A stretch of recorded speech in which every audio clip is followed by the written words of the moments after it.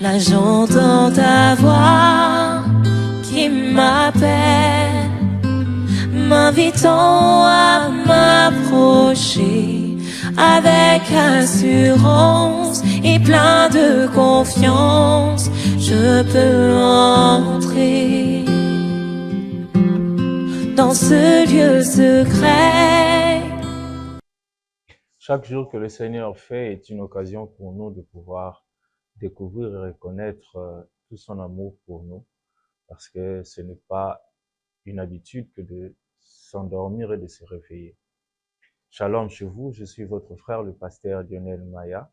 Je suis serviteur de l'Éternel, un des pasteurs dans la communauté Église Beth Eden, dont je suis le pasteur responsable d'une de nos cellules situées au croisement des avenues Croix-Rouge et du Marais dans la commune de Kinshasa. Au travers Aga, nous voulons commencer cette belle journée que Dieu nous donne avec une parole pour pouvoir renforcer notre foi. Parce que le vœu de Dieu, c'est que nous arrivions sur nos lieux élevés, comme est en train de faire cette déclaration David dans le psaume 18. Par la grâce du Seigneur, nous avons commencé cette belle semaine avec un sujet que nous avons intitulé « La foi, un don de Dieu, garde-la ». Nous voulons parler d'un aspect très important aussi de la foi, ce qui nous permettra de pouvoir atteindre des objectifs que Dieu nous a assignés de manière spécifique, mais aussi de points des objectifs que nous sommes déterminés à atteindre en comptant bien sûr sur la grâce de Dieu. Car une fois de plus, la foi, comme le dit Paul dans Éphésiens chapitre 2, le verset 8e, nous sommes sauvés par grâce au moyen de la foi. Cela est un don de Dieu, cela ne vient pas de nous. Et le Seigneur Jésus-Christ dit dans Luc chapitre 18 au verset 8e, il se pose la question de savoir si à son retour, il trouvera la foi sur la terre. Père, bénis ces moments. Nous prions qu'au nom de Jésus-Christ, que ces dons que nous avons reçus de toi, que tu nous aides à pouvoir, à comprendre cela et à bénéficier de tout ce qu'elle renferme, afin que nous sachions avancer jusqu'à atteindre nos lieux les plus élevés au nom de Jésus-Christ. Ce matin, nous voulons parler d'un aspect de la foi, parce que contrairement à ce que nous avons toujours dit, entendu, ou ce que nous avons toujours appris, les informations que nous avons reçues, la foi ne se résume pas simplement à être une force intérieure ou des choses que nous devons démontrer parce que nous voulons que Dieu fasse telle ou telle autre chose pour nous. Parce qu'en fait, la foi n'est pas comme une arme que Dieu nous donne pour que nous la lui retournions comme pour lui obliger de faire quelque chose pour nous. N'oublions jamais que Dieu est souverain. Mais si Dieu nous donne la foi, c'est parce que son objectif, c'est qu'après que nous ayons tout fait, tout accompli, tant pour nous, pour ceux qui sont autour de nous, pour l'Église corps du Christ, pour notre pays, pour nos entreprises, partout où nous sommes, partout où nous travaillons, que lorsque le Christ reviendra, qu'il trouve cette foi qui nous permettra de pouvoir jouir, de pouvoir nous réjouir avec lui dans le ciel, dans la félicité éternelle.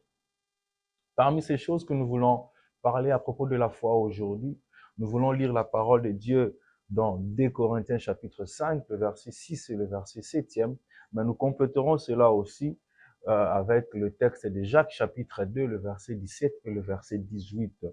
2 Corinthiens chapitre 5, verset 6 et le verset 7 dit ceci.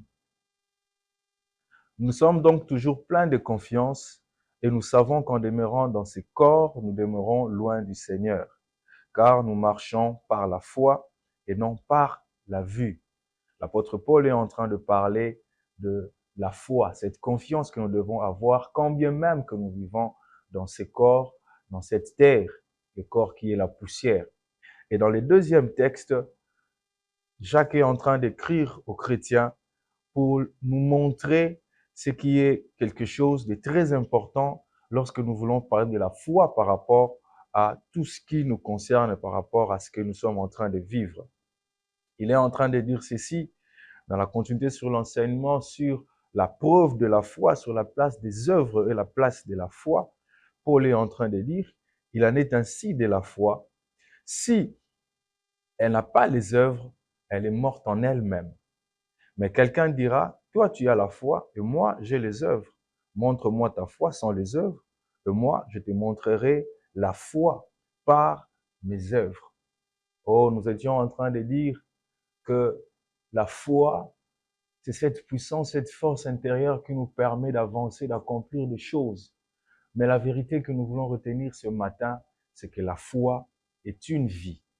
Par rapport aux objectifs que tu veux atteindre, par rapport à toutes ces choses que tu veux avoir, que tu veux réaliser, apprends de la part du Seigneur que la foi est une vie. Lorsqu'on parle d'une vie, nous parlons de toutes ces choses qui entourent, qui entourent une autre chose. Permettez-moi la théologie, si on peut dire comme ça. La foi, lorsqu'on parle de la vie, pour ceux qui ont encore leur notion d'idéologie, on parle d'un ensemble de processus qui va de la vie jusqu'à la mort, de la naissance jusqu'à la mort. Eh bien, dans tout ce que tu as à réaliser, laisse-moi te dire, la foi n'est pas seulement cette chose qui doit rester intérieure, mais des choses que tu dois extérioriser. C'est quoi ta marche? Qu'est-ce que les autres voient par rapport aux choses que tu définisses vouloir faire? Quelles sont les choses que les autres peuvent s'imaginer par rapport au comportement, à l'attitude que tu as vis-à-vis d'autres personnes et au regard de ce que tu veux réaliser? Est-ce que ceux qui sont autour de toi peuvent se dire que ta vie est vraiment proche de ce que tu veux atteindre? Vous savez, il est difficile de pouvoir croire que telle ou telle autre personne est une princesse, est un prince, est un directeur d'entreprise, du moment où ce que la vie de cette personne représente est éloigné de sa vérité. Oh, laisse-moi te dire ce matin, apprends à vivre la foi. Ne dis pas seulement que tu es un homme de foi. Ta foi n'est pas appelée à être entendue par d'autres personnes. La foi, elle ne se réclame pas. Wole Soyinka, un grand auteur nigérian, dit dans une de ses œuvres, il dit que les tigres ne clament pas sa tigrité, mais lorsqu'il se retrouve devant sa proie, il saute devant sa proie et il fait preuve de qui il est. Bien-aimé, que ta vie se rapproche de ce que tu veux atteindre. Que ta vie reflète déjà ce que tu veux atteindre. Parce que la foi va au-delà des mots. Parce que la foi va au-delà même de ce que nous espérons. La foi, elle est un mode de vie. Dans ce que tu manges, dans ce que tu mets comme vêtements, dans ce que tu as comme fréquentation. Sache que tout ce que tu fais a un lien étroit avec ce que tu as comme foi. Parce que la foi, en réalité, elle définit les choses que nous sommes appelés à faire ou à ne pas faire. C'est à cause de la foi qu'Abraham a offert un sacrifice à Dieu au point d'accepter de lui rendre Isaac. C'est par la foi que il a même donné sa dîme. Et aujourd'hui encore, c'est par la foi que nous sommes appelés à marcher. Dans ce que nous voulons réaliser, la grâce de Dieu est là. Et je vais assurer à quelqu'un, toi qui es en train de me suivre, toi qui as passé des moments un peu difficiles depuis quelque temps, j'aimerais te rassurer que Dieu n'est pas loin de toi. Dieu n'est jamais loin de toi. Tout ce qui te manque, c'est de pouvoir t'aligner. Tout ce qui te manque, c'est de pouvoir te mettre dans la peau de celui qui désire réellement accomplir des choses qui s'est défini de faire. Ce que Dieu attend de toi, comporte-toi de manière à ce que ça te rapproche de ce que tu as à réaliser. J'aimerais prier avec toi ce matin. Éternel notre Dieu, nous te faisons confiance parce que s'il y a des choses que tu nous as données, ce qu'il y a de meilleur aussi, c'est la foi en Jésus-Christ. Parce que ton objectif, ce n'est pas simplement que nous nous arrêtions ici, mais tu veux que lorsque toute chose aura atteint sa fin, lorsque le Christ reviendra pour enlever l'Église, pour enlever les saints, qu'il trouve la foi en nous. Donne-nous de mener une vie qui convienne aux principes aux préceptes attachés à la vie que tu nous as donnée. Tu ne veux pas que nous mourions. L'échec n'est pas ce que toi tu as prévu pour nous.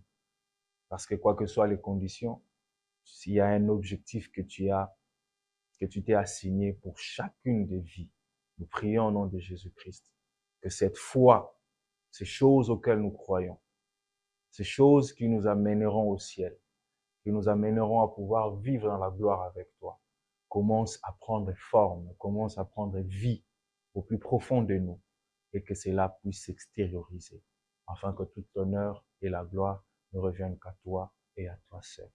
Je prie pour celui qui semble avoir abandonné la foi. Je prie pour celui qui semble avoir fourni des efforts pour rien.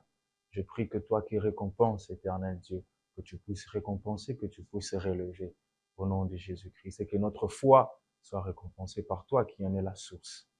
Nous t'avons ainsi prié avec humilité de cœur au nom de Jésus-Christ. Nous avons dit Amen. Puisse le Seigneur vous bénir, puisse le Seigneur bénir tout ce que vous êtes en train d'entreprendre. Avancez avec Dieu, gardez la foi parce que c'est là un don que Dieu vous a fait. Que le Seigneur vous bénisse.